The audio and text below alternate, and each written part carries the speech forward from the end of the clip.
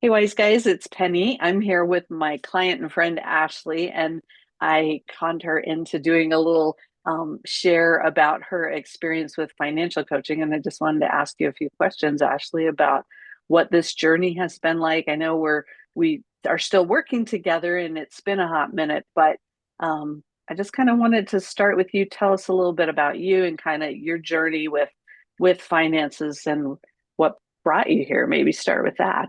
Yeah. So I feel like my whole life I haven't really been good with finances. It's always stressed me out. I always felt like I wasn't as good as like my peers and didn't have a lot of guidance from my parents with it that weren't particularly good with money.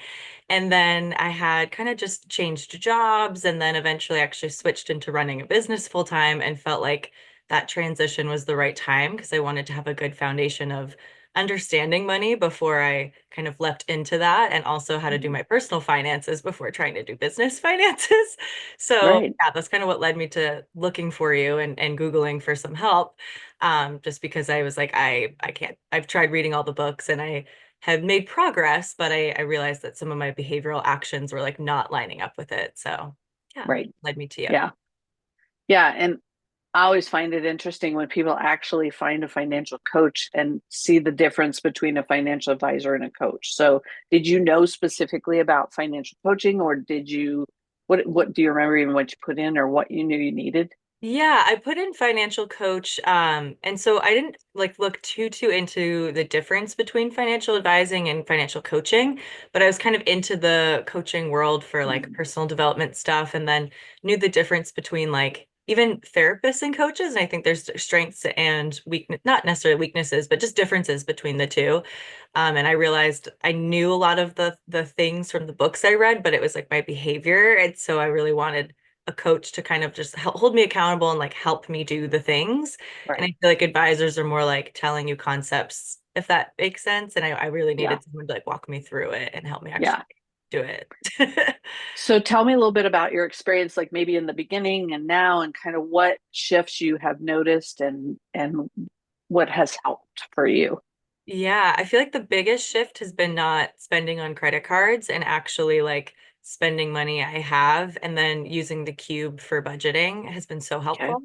So that Okay. way I don't feel guilty if I spend. I can still like save up for goals that mean something to me, and again, not feel guilty about it. Where if I want to go Yeah. to a concert or I have a friend's, birthday coming up, I can plan for that instead of having no plan in place and then just overspending because I'm like, oh Right. crap. And Right. so that's been the biggest help. And then I think too, just actually looking at my finances every month a couple times versus avoiding it because it gave me anxiety. Mm. So that's been really Yeah. helpful. Yeah. Yeah. Well, and the Cube, for those that might not know, is a digital spending app connected to a bank, but it's where you can transfer money from your main bank to this and be able to see it in real time, right? And there's always a little bit of a setup and learning curve, I think, when people shift to that. But um, I think one of the most important parts of sustainable money management is to be able to say, okay, yes, I'm going to do that thing. And I think I remember when we got started that you had some fear that you were never going to have any fun again and Hmm. that you couldn't do what your friends were doing and that you had to spend a certain amount of money, on things. I don't remember whether it was coffee or whatever it was, right? But I think sometimes just setting aside some money and saying, I know I'm going to do that. And where does that fit in the whole picture? Does it Hmm. need to take that much of my paycheck? Right. Yeah, and my income was fluctuating and changing. And so in my like overflow, I was like, oh, I'll just go out to coffees and write it off, and way overdoing that and not really tracking it. And then on my times where it was under, I was panicked and I was like, I don't know what to do. And you helped me to figure out what to do with my money when I was taking a month off to travel. And that was a month off from working on my business and a month off from making money and Yeah. still having all the bills. So it's just helpful to have guidance on how to handle that because I had no idea what to do. So that was also part of the timing. When I called, I was like, this is just coming up. I'm going to be in Africa for a month and have no Yeah. idea what to do because I just started all this. Yeah, that was unusual for me too, to be like, let's get started and then be gone for a month. But Yeah. I think it still was the right thing to do because it helped you get your head around the cost of being on and then having to ramp up again when you got back. No, it seems like a lot of our conversations have been around your business and, how to make more as well as just, spend less on, the coffee that we all pick on. But I think that mindfulness and as an entrepreneur and a solopreneur like you and I both are, it can be difficult to not have any kind of plan or know what to pay yourself. Hmm. So often we come into it just saying, I don't know, I just, take what I need from the business, but that's not always healthy for the business. And that's why I usually start with entrepreneurs on the personal side so that we kind of know what's it take to pay your cost of living on a bare minimum at home so that you can then go, okay, well, then that's how much and more that I need to be bringing home. Right. Right. Yeah. Uh, Yeah, which was really helpful. And like, I feel like that planning piece too of like, okay, and figuring out like what days to pay yourself, quote yeah. unquote, or try to hit those goals was helpful too. Hmm. For sure. Yeah. I think creating a system for an entrepreneur is as important as anything because if you're paying yourself 5 times a week, that's probably not what normal people get, right? And you're just taking little bits here and there and kind of shaving off the top from the business where, by doing this and treating yourself like an employee, which you are of the Mhm. business, right? And then that challenging piece, like you mentioned, as a business owner, where we like to think everything could be an business expense and I can write it off, but we forget about the part about and I have to pay for it. I Yeah. get to write off this much, but I pay for this much. So Yeah. justification, sort of in our conversations with ourselves, I think gets away from us as business owners as well.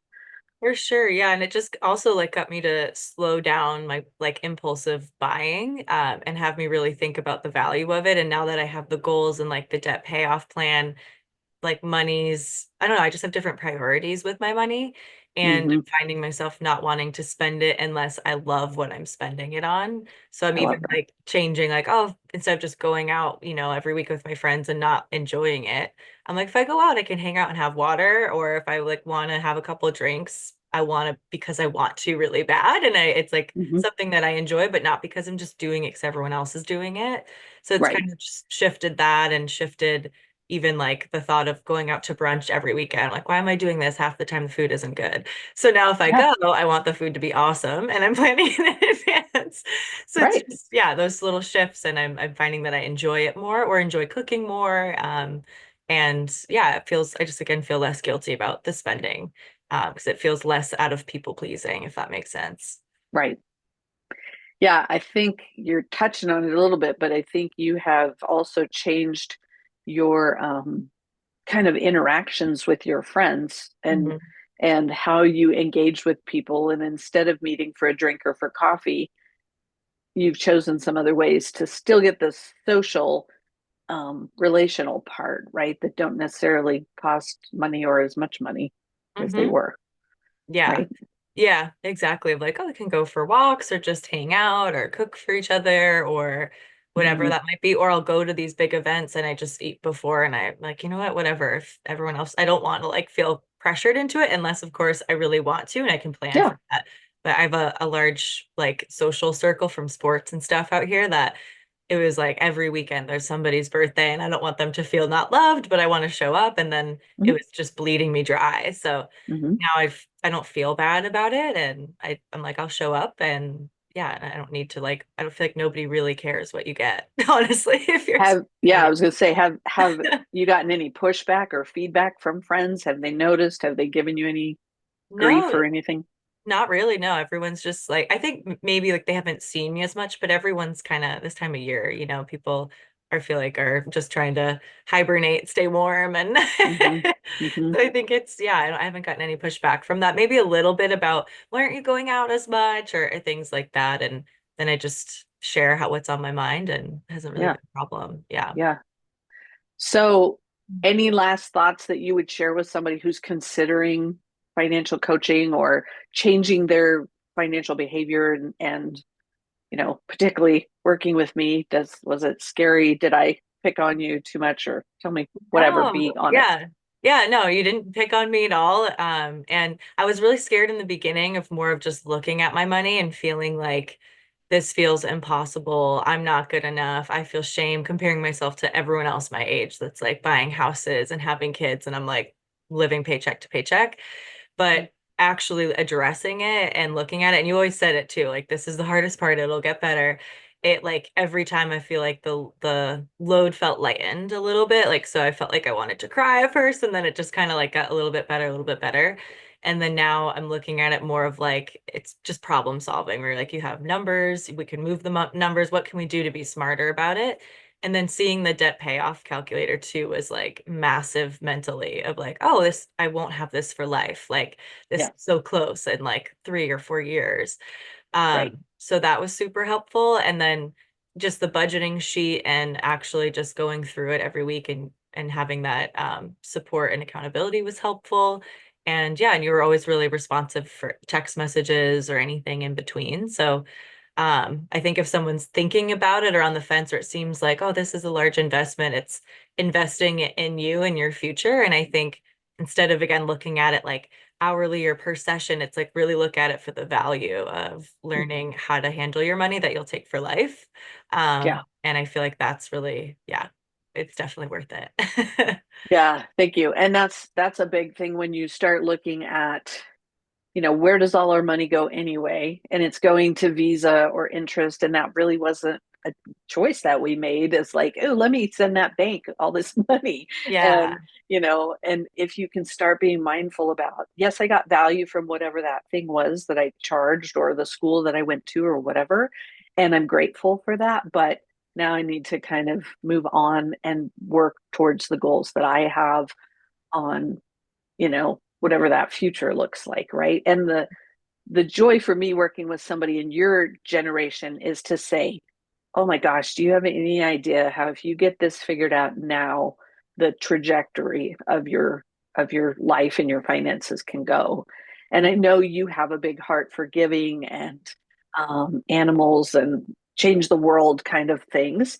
You're not just on the planet to spin around and make money. You have bigger, better goals for your things and life, and it takes money to do those things, right? Yeah. And so it's like, okay, well, I can either figure it out, or I can keep being mad at the world and stressed out and whatever. But I love that you chose to do this, and your mindset as a business owner, I really think you get it, to like invest in the things that are going to make you better as a Hmm. person, as a business owner, whatever. So tell us a little bit about you and your business, and how maybe people could reach out to you for the services that you offer the world, and we'll make sure and include that contact in here. Yeah, well, thank you. So I do compassionate dog training and behavior modification. So I support a lot of people that are just in points of like crisis with their dog, or they're frustrated, overwhelmed, confused, or maybe they've just never had a dog before.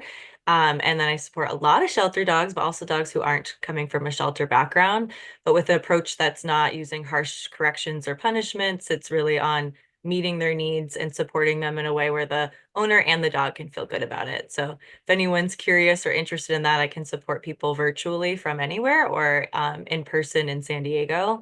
And I have a website that's co-regulatedcanines.com, and my business name Okay. is Co-Regulated Canines. So that way we're both learning to regulate our emotions and feeling better about it. Thank you. Yeah, awesome. We'll make sure and include that in the wherever this gets posted, so that people can reach out to you if they're interested. Because I think it's been really interesting to get to know you and your business and what you do, and our shared background of kind of, you know my social work. I think yours was counseling or therapy, and Mhm. um, that behavior change is all about what we're both, you know, passionate about. So, Yeah, exactly. Yeah, I know that. I think that too helped drive me looking for that, where I was like, I know it's my behavior. That's the piece that's missing. right.